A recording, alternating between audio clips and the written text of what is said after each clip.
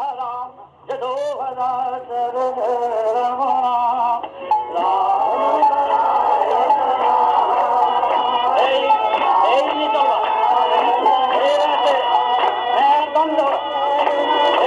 বলবে রাম নারায়ণ রাম নারায়ণ।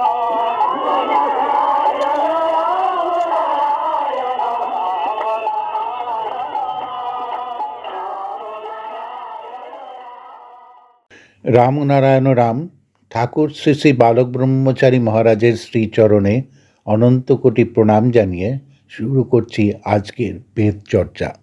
ঠাকুরের বাল্য বয়সের কিছু অলৌকিক ঘটনা।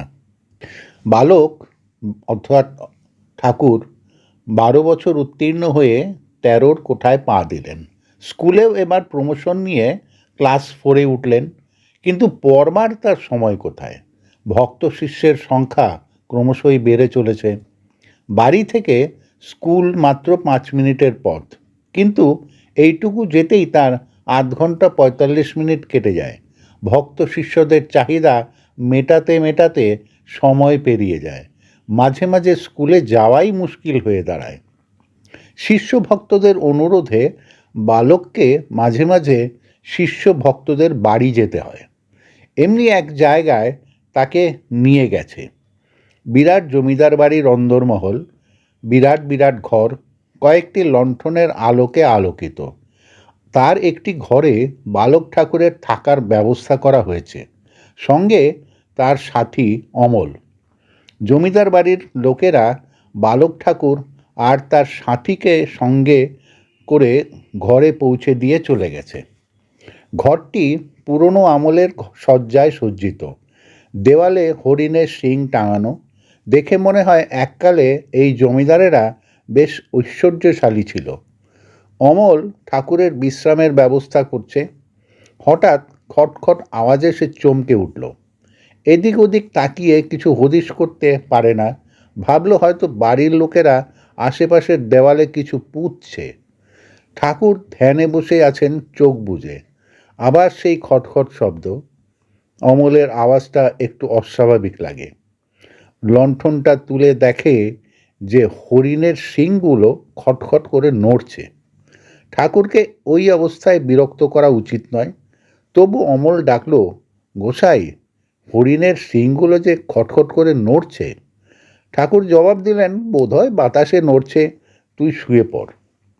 অমলের ভয় লাগে, কিন্তু কিছু বলতে পারে না। ঠাকুরের আদেশ মতো শোবার চেষ্টা করে। আবার সেই খটখট আওয়াজ। অমল বলে, গোসাই, বাতাস তো নেই, দরজা জানলা বন্ধ করে দিয়েছি, শিংগুলো তবু খটখট শব্দে করছে। ঠাকুর এবার ধমক দিয়ে বললেন, চুপ করে শুয়ে থাক।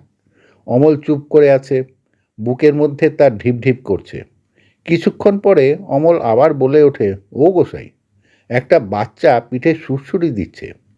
ঠাকুর এবার বললেন, দেখ তো পাশের ঘরে কে আছে।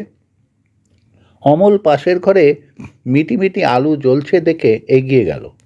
সেখানে যা দেখল, ওর তো চক্ষু স্থির। 2-4 বার হাঁক দিল, কেউ কোথাও নেই মনে হলো। ভয় পেয়ে ঘরে এসে ঠাকুরের কাছে এসে বসেছে। দেখছে কে যেন ফু দিয়ে লণ্ঠনটা নেভাবার চেষ্টা করছে। এবার সে ঠাকুরের পা চেপে ধরে বলল, গোসাই, আমি তোমার পা ছাড়ছি না। এটা তো একটা ভুতুরে বাড়ি। ঠাকুর বললেন, ভয় পাচ্ছিস কেন? একটু জল দে, সব ঠিক করে দিচ্ছি। ঠাকুর জল ছিটিয়ে দিলেন। মনে হলো যেন একটা বিরাট ঝড় বয়ে যাচ্ছে। তারপর সব ঠান্ডা। সকালবেলা বাড়ির লোকেরা এসেছে। ঠাকুর তাদের দেখে বললেন, তোমরা জানো এটা পোড়া বাড়ি। তোমরা কি করে আমাদের মতো দুটি বাচ্চাকে এখানে একা ফেলে চলে গেলে? তোমাদের একটু বিবেচনা থাকা উচিত ছিল। সেই থেকে ওই বাড়ি দোষমুক্ত হয়ে গেল। আরেকবার উজানচর কাছারি বাড়িতে মাঝে মাঝে সাথীদের নিয়ে বসেন, নিজেও ধ্যানে বসেন, তাদেরও জপ করতে বলেন। সেদিন সাথীদের বলেছেন, কোনো আওয়াজ পেলেই চোখ মেলবি। কিছুক্ষণ জপ করবার পর ওরা ধূপ ধাপ আওয়াজ শুনতে পেল। তাকিয়ে দেখে গোসাই আসনে নেই। ঘরের জানলা দরজা যেরকম ভিতর থেকে বন্ধ ছিল সেই রকমই আছে। এরকম ঘটনা দেখে ওরা অভ্যস্ত, কি করতে হবে তাও জানে। দরজা খুলে সোজা নদীর ধারে যায়, দেখে নদীর ধারে ঠাকুর বসে আছেন। ঠাকুরকে ধরতে যায়, ধরতে পারে না, তিনি অন্তর্হিত হয়ে যান। ঘরে ফিরে এসে দেখে সেখানেও নেই। আবার ছুটে নদীর ধারে যায়, দেখে খেলার মাঠে ঠাকুর দাঁড়িয়ে আছেন। এবার সকলে জাপটে ধরতে যায়, দেখে ঠাকুর নেই, নিজেরাই জাপটাজাপটি করছে। এইভাবে সারা রাত ঘুরছে, একবার নদীর ধার, ফুটবল মাঠ, আরেকবার কাছারিঘর। শেষে পরিশ্রান্ত হয়ে হাল ছেড়ে দিয়ে চেঁচিয়ে বলে, গোসাই, আর আমরা ছোটাছুটি করতে পারছি না, তুমি এবার নিজেই ফিরে এসো। এইবার কাছারি ঘরে গিয়ে দেখে গোসাই যে আসনে বসেছিলেন সেখানেই ধ্যানমগ্ন হয়ে বসে আছেন। ঠাকুর সাথীদের দেখে চোখ মেললেন, তোদের খুব ছোটাছুটি করিয়েছি তাই না? গোসাইকে পেয়ে ওরা নিজেদের কষ্টের কথা ভুলে গেছে। সাথীরা স্বস্তির নিঃশ্বাস ফেলে। এইভাবে সাথীদের খেলার মাধ্যমে শিক্ষা দেন, তারাও প্রবল আগ্রহে ঝপ ধ্যান করে। একদিন মীর কাদিমে যাওয়ার কথা ছিল। ঠাকুর হঠাৎ ঠিক করলেন মুন্সীগঞ্জের কাছে এই গ্রামটিতে যাবেন। স্টিমারে গেলেন, কিন্তু স্টিমার কমলাঘাটে ভিড়ছে না, একটু দূরে দাঁড়াচ্ছে। ওখান থেকে নৌকা করে কমলাঘাটে যেতে হচ্ছে, কারণ ওখানে প্রচণ্ড বসন্ত মহামারী রূপে দেখা দিয়েছে। শয়ে শয়ে লোক মারা যাচ্ছে, চারিদিকে চিতার আগুন জ্বলছে। অনেকে আবার সৎকার করতে না পেরে নদীর ধারে মরাগুলো ফেলে দিয়ে গেছে। হঠাৎ না জেনে এসে পড়েছেন, ভাবছেন কি করবেন। এদিকে ভীষণ গরম, নৌকাতে উঠে পিপাসা পেয়ে গেছে। হঠাৎ দেখেন একটি লোক ডাব নিয়ে আসছে। সবাই দেখছে যে লাল পেরে শাড়ি পরা একটি সুন্দরী মহিলা ঝাড়ু হাতে করে গ্রামে আপন মনে ঝাঁট দিয়ে চলেছেন, আর যেদিকে ঝাঁট দিচ্ছেন মড়ক লেগে যাচ্ছে। মহিলাটিকে দেখছে, কিন্তু কেউ সাহস করে এগোচ্ছে না তার দিকে। ঠাকুর দেখলেন সাংঘাতিক ব্যাপার, সর্বনাশ হয়ে যাবে। এদিকে ঠাকুরের সাথী অমলের গা ব্যথা শুরু হয়ে গেছে। ঠাকুর ডাবের জল একটু খেয়ে অমলকে দিলেন, তাতেই ওর গা ব্যথা সেরে গেল। ডাবের মধ্যে জল ভরে ঠাকুর লোকটিকে দিয়ে বললেন চারিদিকে ছিটিয়ে দিতে। জল ছেটানোর সঙ্গে সঙ্গে মড়ক থেমে গেল। কে বলবে ওখানে বসন্তের মড়ক লেগেছে। কমলাঘাটের মানুষ সেবার রক্ষা পেল। সেই যাত্রার ঠাকুরের আর মীর কাদিম যাওয়া হলো না, ওখান থেকেই ফিরে গেলেন। একদিন তিতাস নদীর পাড়ে ঠাকুর আর তার কয়েকজন সাথী দাঁড়িয়ে দাঁড়িয়ে কথা বলছেন। ঠাকুর বেশ মজার কথা বলছেন আর সবাই হাসছে। একটি বড় গয়নার নৌকা, একটি বড় বড় নৌকাকে গয়নার নৌকা বলা হতো, এলো নদীর ঘাটে। তখন প্রায় ভোর 5টা।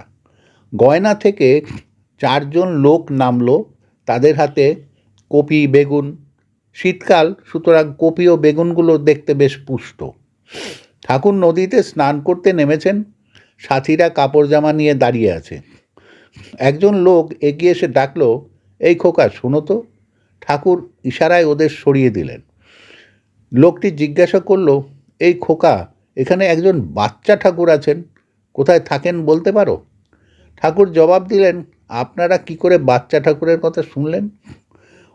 ওদের মধ্যে একজন বলল, আমার বন্ধুর ছেলে মরণাপন্ন হয়েছিল, তিনি বাঁচিয়ে দিয়েছেন, তাই তার ঠিকানা নিয়ে আমরা এসেছি।